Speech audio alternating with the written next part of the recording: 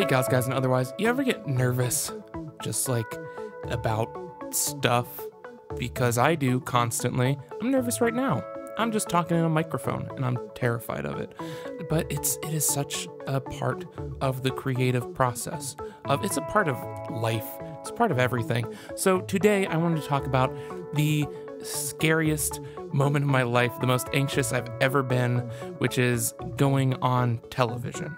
And not just like, oh, someone interviewed me on the street or something. It was, they asked to do a segment about something I created and interviewed me for it. It was terrifying. It was amazing. It was catastrophic. It was the best day of my life. It was everything. So I'm gonna walk us through that today. It should be interesting. Welcome to Behind the Stuff.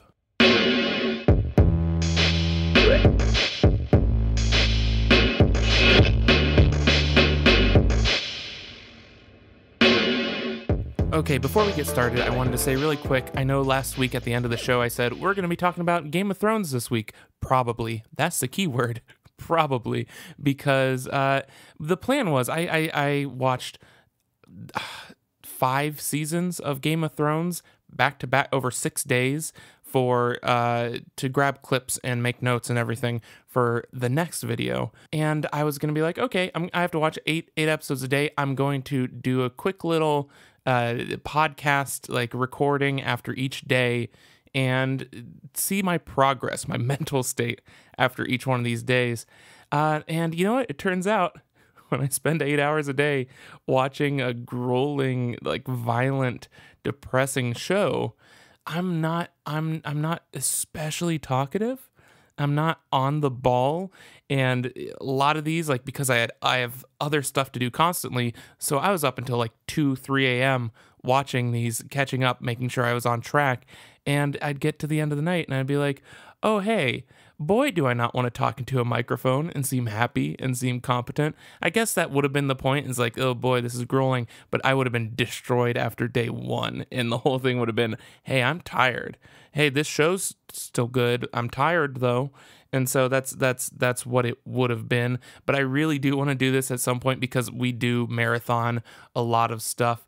I think we watched every Star Wars film and documentary and all this stuff over the course of a week before, and that was a fun time. So at some point during research, maybe for Steven Universe or something, I will talk about the experience, and I will keep a daily log of how I'm feeling going through this, and it'll be a treat. But you know what? I was not up to it, and I'm already super packed and stressed for everything I got to churn out right now, and the big year 2 for the Patreon coming up. So yeah, you know what, today we're just gonna take it easy and reminisce about the most stressful time in my entire life and relive all of that. So, you know, I wanted to give myself a break. So yeah, stay tuned for that, which is coming up right now. Thank you for understanding. But you know, still the Game of Thrones video is coming out. So if you want to know my thoughts on Game of Thrones, watch the dang video. It'll be much prettier. Okay, next segment. All right, I'm not sure how to start this because this is a story. I have so many, like, I have little anecdotes and stuff, but this is a story from my life. I only have so many of those, and if you've seen my videos, you know I like to have a nice little setup at the beginning of a story and a big payoff at the end, and I don't really know what to take from the ending except do what terrifies you most. That sounds dangerous. Okay, you know what? Let's figure out the cathartic realization at the end of the road here, but maybe I'll just jump into it. So it really starts with a free comic I put out when, this was 2015. Hey guys, and otherwise, future John from the editing booth here. Just want to point out really quick, it's April 20th, 2016 that Superhuman came out, not 2015. Back to me bragging about how good my memory is for remembering it was 2015, when, in fact, it was 2016. Thanks. Came out April 20th, 2015. Look at the memory on John. It was called Superhuman, and it was a superhero comic about depression. If you haven't read it, I'll put a link in the description. It's a free comic. It's only 11 pages, I think, but it was very near and dear to my heart. It took like a year to make. I wrote it in a week, but it was Steven pretty much doing this in his free time whenever he got the chance with his job and other projects and everything. So it took a while to get out there, but it's something that I'm so passionate about. It's depression, and anxiety, which is also what this story's about. So look at that, it all ties together. So yeah, we put this thing out there. I'd already put out a comic before called Neon Noir, a free comic, and that got like this is on Tumblr. We're putting these things out. That got a few, I think 2,000 or 1,000, or like a few hundred notes. I don't think it even broke 1,000 notes. And that was amazing to me that I got like, oh my God, we got 800, 900 notes. This is exploding. And I'll probably talk about Neon Noir on another podcast at some point, because it did result in me meeting my favorite writer of all time and them telling me that what I made was amazing. And that's a whole other story. But for this, so the expectations were pretty low. I was like, man, I hope we can hit a few hundred again. We put it out online, and it hit 10,000 within like a couple days. It went viral, it was the first time I experienced something going viral, where it's just like, oh, this person shared it, and 3 people shared it from that person sharing it, and then 3 people from each. You know how viral works. I don't have to explain that. Like viruses, but a comic about sad people. So it was huge, and I was of course I was reading every single response to it. On Tumblr, you have to click and see the tags. I read everyone's tags. I was so blown away by it, and I was moved to tears so many times by the people who were emailing me and reaching out to me, telling me how much it helped them, which is huge for me, because the comic I made was pretty much something that I knew I needed to hear pretty much at that point in my life. It was me working through my own problems through art, because that's something I do. It's very therapeutic for me, and therapy is expensive, but still go to it. You should. But it was me being like, I don't know how to deal with this issue, so I'm going to write a story about it, and whatever the satisfying conclusion to that story is the actual solution to the problem. And that's how I figured out depression, which I still struggle with, but still, it doesn't go away. So that was just a massive moment in my life. And it was a comic that I created with Stephen Morrow, who is up in Montreal. Oh boy, sorry. and I'm married to a Canadian. I shouldn't attempt that.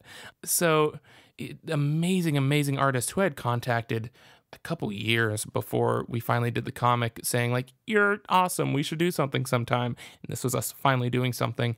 And yeah, it just exploded. It was the biggest hit he ever had. It was the biggest hit I ever had. And we were getting all this attention, and it felt absolutely amazing just knowing that people responded to this thing that I cared so deeply about and put all of myself into. And so I was like, this is the peak of it. This is crazy. This is as good as it gets. I'm so elated. And I think it eventually, it's gone on to, it's at like 30 plus, it might be at 35,000 notes or something on Tumblr, which is impressive because Tumblr is a ghost town now. But and by ghost town, I mean there's like 490 million users or something. I don't know. But I was still, it was within the first week of that coming out. Yeah, it had to have been, it was within the first week of that coming out. I'm going to say just a week after, like on the nose, I think. I was staying up in Toronto with Haley. Haley and I were still in a long distance relationship, but long distance for us was because I work on my computer, was just going up to Canada and staying in her apartment for 3-4 months at a time in downtown Toronto. And that was an experience. And it was, so I was in this foreign land. And I get a message from one AJ Fry, and the message said, "Hey John, I love the comic. First question, is Steven Canadian? Second question, would you want to be featured on Inner Space?" So some background to this so that we can decipher what this means. So AJ, I knew through Haley is friends with, well, was originally friends with Zara, who went on to marry AJ and became friends with AJ. And then I became friends with both of them. They are the coolest people in the universe. AJ hosts, he hosted a show called Inner Space. It was on the Space Network in Canada, which I'm so jealous. Why don't we have a space network? That's the best name. So Inner Space was for you, like late 20s nerds listening, late 20s, early 30s, I don't know, whatever your age is. If you knew Attack of the Show on G4, which is a much worse name than Space. But if you knew Attack of the Show, and it was pretty much like nerd news, pretty much like the articles you see coming out of Nerdist. I mean, even Chris Hardwick got his, was one of the early people on Attack of the Show, and Olivia Munn, and it was just a lot of nerdy news, and that was the same channel that had X Play and all these great video game. It was like a video game channel, and it was the best. But they would do pop culture and nerd news, and that's what Inner Space was, but probably significantly better done. And so AJ reached out to me, and I'd met him a few times. I'd gone to a great, fantastic New Year's Eve murder mystery party there at their place, and it was so fun. But so we knew each other. We were friends, and this thought never occurred to me when he messaged me this. My reaction was terror. Was absolute terror. It was something that would never in a million years occur to me as something that could possibly happen. And my simultaneous reaction to this terror of being on television was just this, oh God, I have to do this. I have no choice. I'm going to hate myself if I don't do this. This will be a regret for the rest of my life if I do not do this show. If I do it, then whether I blow it or not, I won't regret it, because I don't especially, like, I've embarrassed myself so many times. I didn't think that this was going to follow me for the rest of my life. I didn't think I was going to be the lady stomping on grapes and then falling and saying ow funny. I should link that in the description too. Go look up funny grape lady. It'll be hilarious. But anyway, I didn't want that. I didn't expect that to happen, but I knew that it was going to be terrifying if I didn't, and just heart-wrenching for the rest of my life if I did not do it. So I would rather take the 3 weeks of anxiety over, well, I didn't even know how long it was going to be, but it ended up being 3 weeks until we did the interview. So I was like, yes, Steven's from Montreal. And to your second question, that's the scariest thing you could have ever asked me, and I am absolutely down for it. Let's do it. What are the logistics of this? And he said, okay, well, where does Steven live? I said, Montreal. And he's like, oh, that's far. And I said, well, we are actually both going to be in Toronto for TCAF, the Toronto Comic Arts Festival. Greatest festival in the entire universe. Just nothing but amazing comic artists. It's free to go to. You know what? If you have a car or the means to go up to TCAF, go to TCAF. It'll be the best experience of your danged life. So yeah, we are already planning on going there just as a fun thing, and also to do a bit of networking, and also just to meet. Steve and I had never met each other. This is the amazing thing. Steven's the only comic artist I've worked with that I've actually met, because that's the beauty of working online. And so this was going from I'm anxious about this because I have to meet Steven. I'm gonna do all this networking, which I've never done before. And so I was like, oh man, how could this be more stressful? And then someone was like, hey, you want to be on television that's being broadcast to millions of people? Sure. Or, I don't know about millions, probably billions. I'm going to say billions. And so, yeah, it's something that I just knew I had to do. And I was absolutely terrified. And so that began the prep, because AJ said, yes, we will film it at TCAF. We'll get you in touch with the producers, and there was this email chain figuring out the logistics of what time we were going to be there, and it was like 8:30 in the morning, and I'm also not a morning person, but it turns out I'm a morning person when I can't get any sleep the night before, so it kind of worked out. But yeah, so it was just this cloud over my head for 3 weeks, just being up at night. I'm sure I can still find the note in my old phone of just writing down every question that they could have for me, and then the most charming and entertaining answer, because I didn't want to be this. To me, this was an opportunity to get more people to read this comic that I felt more people needed to see. The more people to see this, that's why we put it out for free, was to get as many eyes on it as possible so that it could help as many people as possible. And so I wanted to be very charming, and I didn't want to just be like, yes, no, and just like skirt through it. I wanted to be good at it. This was my challenge to myself, is be good and charming. And in the back of my head, like, that's when you go through like these different careers that you could possibly do as you get older. And one was, well, I guess it's not really a career, but just an opportunity. I watch a lot of Conan O'Brien, and I would always think in my head, man, that'd be cool to be on Conan someday. And writers and directors are, well, they get on there sometimes. If you're J.J. Abrams, you get on there. So first I just have to be as good as J.J. Abrams, and then I can go on Conan. And so this was one of those things that I had thought about, where it's just like, okay, how do I want to present myself? And I've always been obsessed with like different people's appearances on talk shows and in interviews, and Steve Martin and Albert Brooks and a lot of these people on the old Tonight Show and stuff like that. Obviously I wasn't expecting. This is a higher standard than I was holding myself to.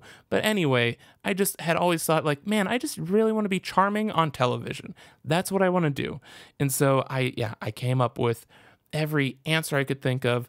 I became very obsessed with my appearance. I have always had crazy weight fluctuation. I can be 170 pounds, and I'm 6'2", so that's like scrawny. And I can be, upwards of 300 pounds. I'm all over the place. It's always something I've had a problem with. And so and I was somewhere in the middle around there. I'd been doing a lot of walking around Toronto, because never, ever, ever drive in Toronto. So I was a bit more slender than usual, but not by any means my skinniest. So that was something that I became obsessed with, is, man, what do I wear to look not terrible? And I've very much gotten to the point in my life where it's just like, I'm comfy with whatever I look like. I want to look good by my own standards, which isn't just skinny, because I don't hold other people to that standard either. But at this point, when someone's like, oh, you're being on TV, boy, does it challenge those standards. And so the big thing for me was I usually just shave my head like every few weeks or whatever, and I'm done with it. The only upkeep I have to do is my mustache, which is already a pain. So, but with this, I had been growing my hair out, and which was actually for our upcoming wedding, Haley and I's wedding we were planning. And so, yeah, it was this thing where I needed to figure out what the heck to do with my hair, because it was just growing out from shaved, and that never looks good.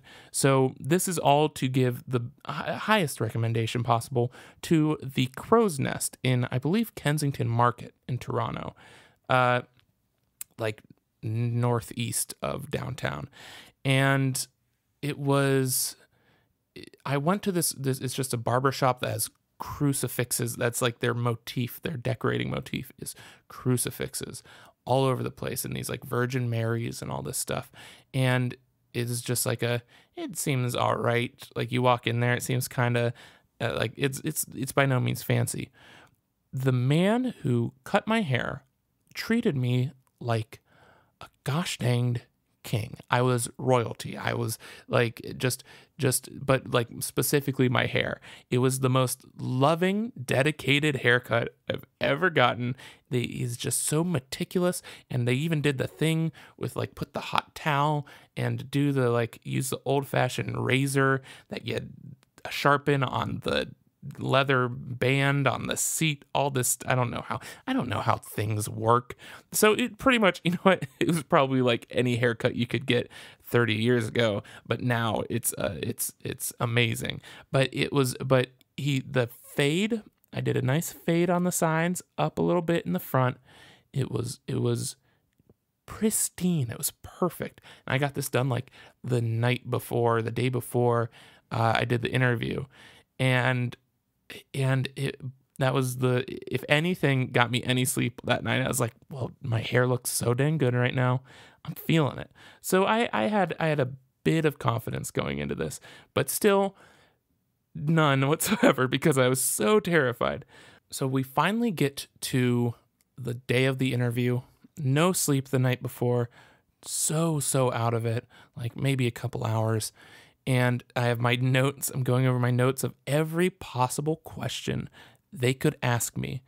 And just thinking like, okay, don't do your goofy natural smile because your cheeks will look all goofy and you show your gums, you're all weird.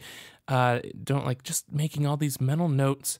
Don't I do a weird squinting thing if you watch the vlog, all this stuff that I was just like consciously like, okay, be a normal dude, be a normal human, which is very hard to be normal.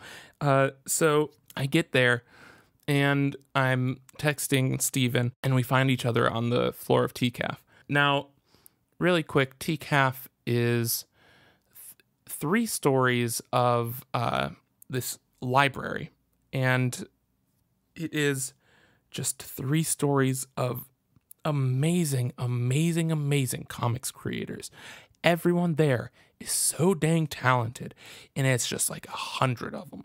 It's so many, and it's all these indie people, but they also have like amazing people. Like Ryan North is just hanging out there, and just like Jason Aaron, I think, and like Emmy Lennox, and these comic geniuses are there. So I'm already surrounded by people that are so much better at doing the thing I'm trying to do, which is making me nervous. Then I meet this person that I've been talking to for years and I'd never met, and that's nervous. That's so nerve-wracking for me. And so I finally meet Steven. He's the nicest person alive, and he is also so terrified. When I originally approached him about going on the show, he was like, what are the odds that we get to be put on television for making a comic about hating ourselves? The 2 people who are the least emotionally equipped to go on television now have to do this. It's very accurate of the whole situation. So we immediately just start talking about like how terrified we are and how much time we spent picking out our shirts. And honestly, like, I think he's more nervous than I am, and that is a godsend because I am the most nervous person in the world until I am surrounded by someone else who is nervous, and then my like protection instincts kick in where I'm just like, okay, I need to be the brave one for this. And so this happens all the time with Haley, and it's not just nervousness, but like anger or anxiety or confusion or anything. It just if anything, like if anyone else is nervous about a thing, then I just try to console them and make them less nervous, and in a weird way it just makes me less nervous.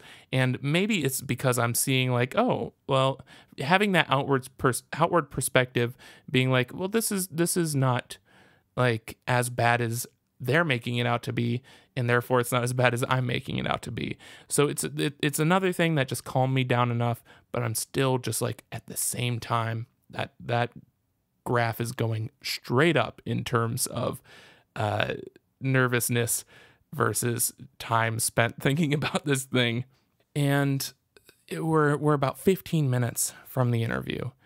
And so I just find a table because it's a library, so it's still a functioning library. So there's tables, study rooms everywhere. So I find like this nice quiet table. And I'm just like, I'm done looking at my notes. I'm done thinking about this. I just want to make myself calm and ready for this thing that is about to happen, no matter what. Like, I'm not stopping this thing at this point. So just I need to calm down.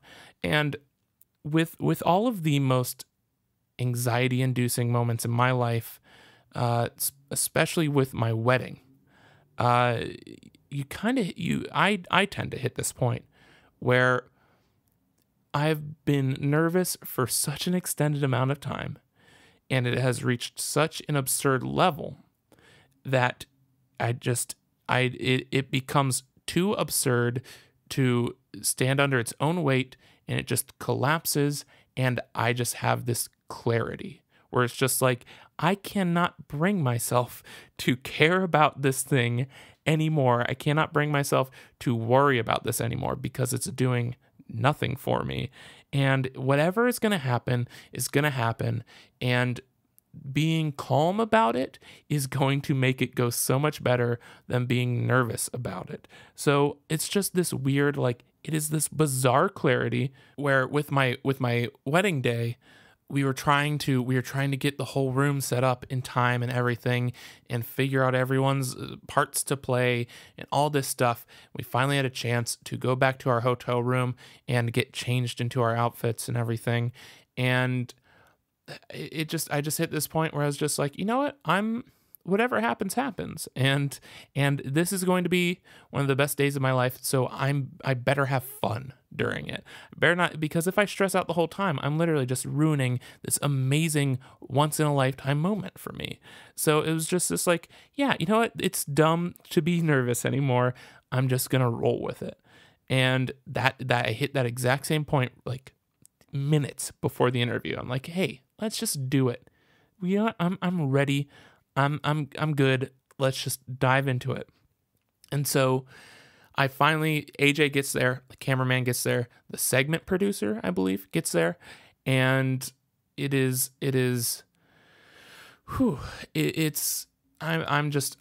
sort of just on a cloud watching all this stuff happen, like looking down on my body. That's such a trope, but it really, like, I'm so removed, and it feels so surreal that I'm just like, yeah, this is happening. This is a thing. So I'm just listening to what I need to do. Stand here. This will be good light. This is a good background. Don't look into the camera. This big old camera. Just don't look down the barrel of the camera. Look at AJ. AJ's actually the one interviewing us, which is a big relief because he's the only person there I know how to talk to. And there was a question at some point within that email chain of, is AJ going to be able to make it to this thing, or is someone else going to have to interview me? And then it ended up working out where he could make it. And I was like, thank God, because I would not have dealt with that well. But it's all going smoothly. So I just look at AJ talking to the mic. Don't look at the camera, and just talk naturally. That's it. That's literally like all the instruction they gave. And yeah, so it's good for anxiety because they give you such little time to be anxious once they throw you into it. So it's like, all right, sit here or stand here. Steven, you stand here. I'm going to stand here. Don't look at the camera, talk normal. And we're going to do it in 3, 2, 1, go. And then AJ starts giving the introduction, and it's just like you blink and you're just in it. And it's and then it's good because like the sink or swim survival instincts kick in. And so I'm just in the moment. Just through pure willpower, I am refusing to screw up, and just like I am in there. So he asks a few questions, and actually, I'm going to play the clip for you. It'll be an audio clip if you're on the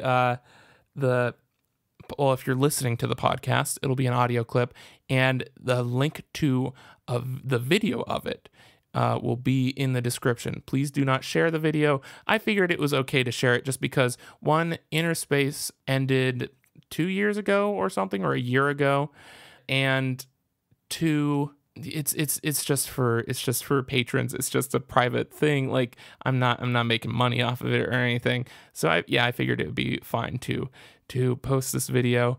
But just keep it to yourself a bit. But yeah, go down in the description to watch it. If you're watching the YouTube version of this podcast, then just look at your dang screen.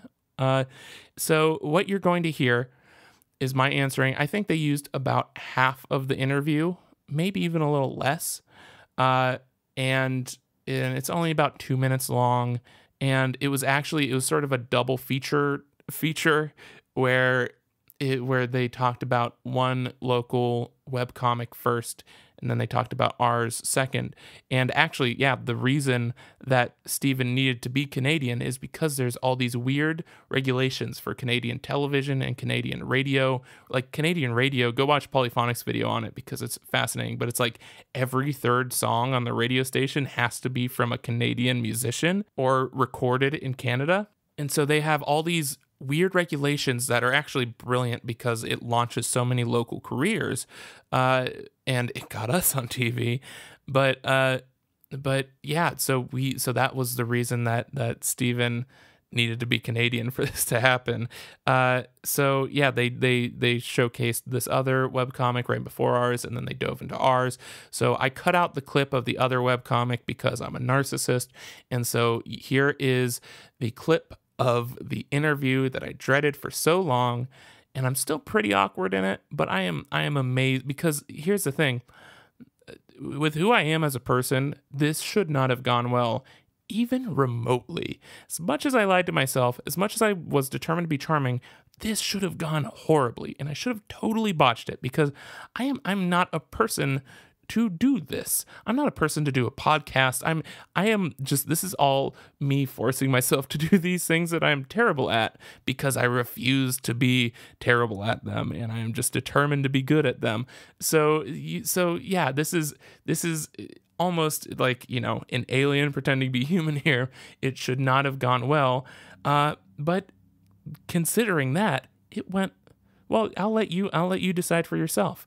But just a heads up. So also, you'll hear him asking about the social media reaction, and that will be Steven responding to that. So if you hear a deeper voice than my weird voice, then that's Steven.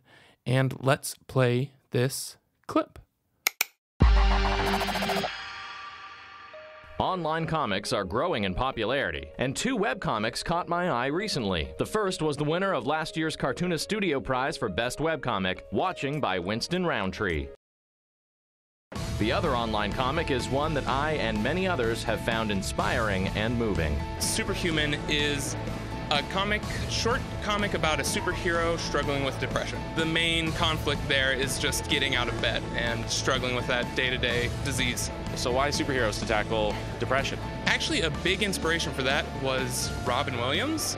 When he died, it was just sort of this feeling of, wow, these people that you could never imagine struggling with this really are struggling with this. Why is the internet such a powerful platform for releasing comics? It costs nothing. So, opposed to all the printing costs and shipping and all that stuff, it's just like we just made it and we put it out there for free, and now tens of thousands of people have gotten to experience it. So what's the reaction been like? Because, it blew up on Tumblr, didn't it? Yeah, it's been insane. It's gone so far beyond what I expected, and so fast too, that it's just I keep refreshing all day just because I still can't believe it. What's next then? Is there going to be a chapter 2, or are you doing something else together? We've been so focused on getting this done that there hasn't been a ton of discussion. What do you think? Just want to do some more? Hopefully one day. Yeah. There's soon, probably. Inner Space exclusive soon, hopefully, eventually. All right.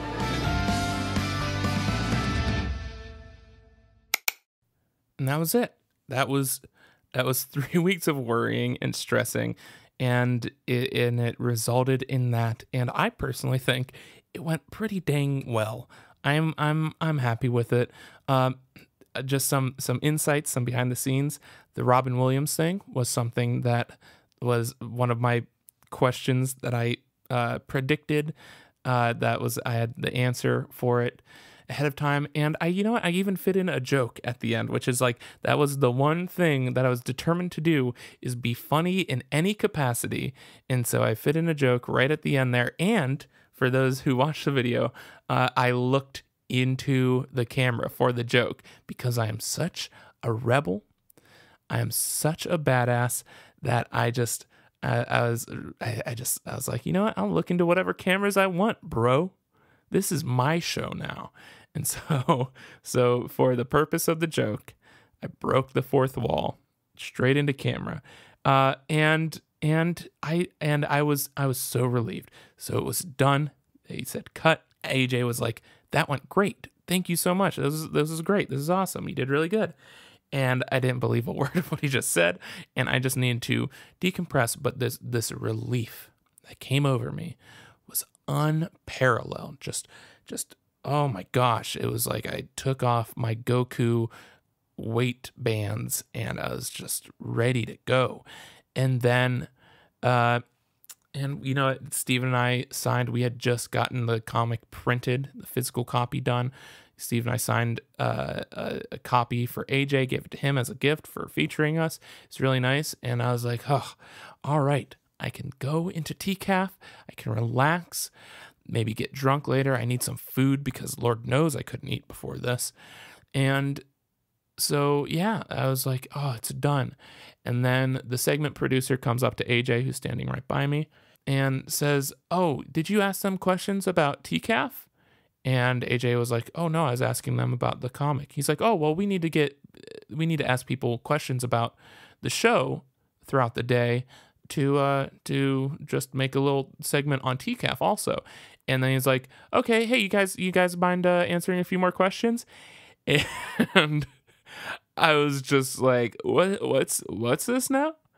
I guess, but like the shock of being asked that was impactful, but it immediately went away because I felt at this point invincible. I was unstoppable. I was just like you know what? I killed it the first time. Like I got my joke in, I had some really good answers, and I wasn't a total dork. And I mean, that's debatable, but I was like, yeah, baby, let's do it. I'm down. Bring me all the questions. You know what? I can host the show for you if you want. I'm a natural. I'm a natch. And so they set it all up again. Okay, stand here. Look at me. Don't look at the thing. 3, 2, 1, action.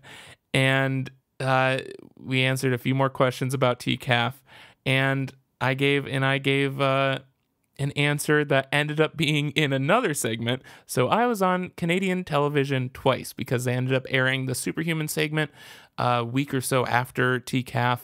But they aired the TCAF segment like the next day or whatever. And so that was my actual premiere on television. And I will go ahead and play the clip for that now.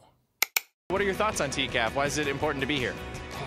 This is an actual like authentic comic book. So many comic conventions have gotten to be like, here's people that were on a zombie show once, and this is actual comic artists and creators that are just really making great stuff.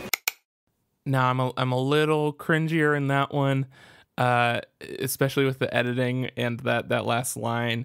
Like, but oh, here's like what I literally just did. And now that I'm pointing this out, you'll never want to listen to this podcast again because it is infuriating. But the way I talk is I get a sentence in my head and I start to say it, but I so rarely finish it. And it is a struggle for me right now to finish the sentences I'm saying, because as I'm saying the sentence, I'm already done with it. I've already figured it out in my head, and I'm moving on to the next thing, and I'm ready for the next sentence. So I'll start saying a sentence and then just cut it off and replace it. It's almost like I'm editing in real time, like I just did. I would replace it, and I just did it to myself. But it's almost like I'm editing in real time, where I'm starting to say something and then I think, oh no, this is a better thing to say. And so I cut myself off and never finish any sentences. And it's infuriating. I just ruined the whole podcast for you. So you are welcome. So I did that there because I said TCAF is an authentic comic book, and then went off to another thing, but now it just sounds like TCAF is a comic book, and it doesn't work. That's not how words work, John. So that's not the most TV friendly, but hey, that's me. I'm just me being me. And that probably happened because I was just so casual about it at that point. I'm just so like, yeah, you know what? I'm a pro on everything. I'm a regular Bryant Gumbel. Who's someone on TV? I'm just a classic Ellen DeGeneres at this point. I know all about the TVs. So finally, I was like, I was ready to go on again and again. I didn't know how much they had for me. I would not let my guard down at this point. But they're like, no, we're done. We're good. Thank you. It was great. And we were free to roam the floor. I got so many cool pieces of art that are up on my art wall right now. You've seen them in previous Behind the Stuff vlogs.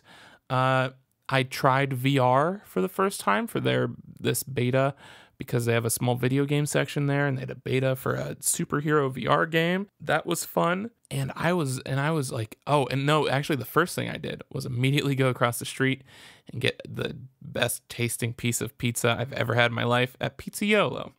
And it was, I think, the Godfather pizza that has so much meat on it. It's delicious. While you're up there, go try it. But I was like, I felt like I had just run a marathon sitting there in the back of this Pizzaiolo, eating my massive slice of pizza, and just being like, you know what? This is the peak. This is, everything else will be a breeze now. This is amazing. And so, like, yeah, talking to other creators at the show, I like, normally I would be so nervous and working up the courage to walk up to people and talk to them. But I was like, I was just on television. Literally, these peasants, not that far, but just like, yeah, this is easy. This is a breeze. And that night we actually ended up going to a dance party, a Prince-themed dance party, because this is right after the very sad passing of the artist formerly known as Prince, and then once again known as Prince, I believe. Is that his full name now? And it was at this bar across the street, I believe like the Aviator Bar or something, I don't know. But it's where they usually have the big after party after TCAF. And BarCon, for those in the know, if you're this is some insider lingo here. You ask where BarCon is at. That's the bar that everyone goes to at nights during a convention. So that BarCon was a Prince-themed dance party, and so we went to this party. I got very expensive whiskey. It's too expensive, and we were surrounded by like all these comics geniuses, like people that I worship, were just hanging out there. And it was just me and Steven and Haley looking like, just like, I'm sure total dorks, but we're just elated. And I was walking on clouds, man. And like oh my gosh, the best part of this was the DJ for the night was, and I should know his name, and I feel terrible about not knowing it, but he is the musical composer for Adventure Time. And so it was the composer of Makin' Bacon Pancakes himself, and he was playing great songs. And like, I hate dancing. I think I danced maybe once before this. I was very drunk when I did it, and Haley asked like, hey, do you want to go dance? And again, I was just like, I was on television, I can dance around people, I don't care. And so we danced for like 2 hours, and until the bar closed. And then I went up to the DJ, the composer of Adventure Time, and I was like, that's one of the best sets I've ever heard. You were great. He was like, oh, thanks, man. And he hugged me. And so just this weird, surreal day of like getting on TV, meeting all these comic geniuses, having this great piece of pizza, and hugging the composer of Adventure Time. it was an absolute blast. It was like top 3 best days of my life, and it was the most terrifying day of my life. And this is a pattern I'm seeing throughout my life in my ripe old age of 27 or something. And it's that the best days are so consistently the scariest ones, whether it's my wedding day or this specific day, or even like, I'll always remember the first time I went on a roller coaster and how incredibly fun and terrifying that was. And just all these, and, launching Superhuman and launching my first Make Stuff video and launching this very Patreon that you're on right now. And it's always just, hey, you know what? I think we found the theme of this. The scariest things to do always, always, always pay off the most. And that's something that I've honestly been able to apply to everything else in my life since, where even literally, 45 whatever minutes ago when I sat down to record this, I felt myself getting nervous, and because I always do with all of this stuff, and I reminded myself, I went on television. I went on national television, and I talked about a thing I made. And I'm getting worried about a podcast that 10 patrons are going to listen to? No. Like, you're not allowed to get nervous about this. Or it's just like you're nervous. But I think that's the thing, is that it doesn't necessarily prevent the nervousness outright. It does create more of a courage going forward. But the thing it does is shows you will survive this. Because all the scary things I've done that have totally failed, I still survived it. And it still wasn't as bad as I thought it would be.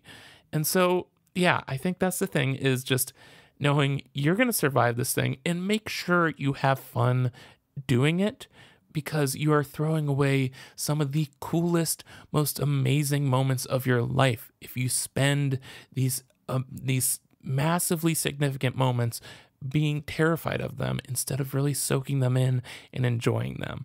And I was so glad that I finally hit that point for the interview. I'm so glad I hit that point for our wedding.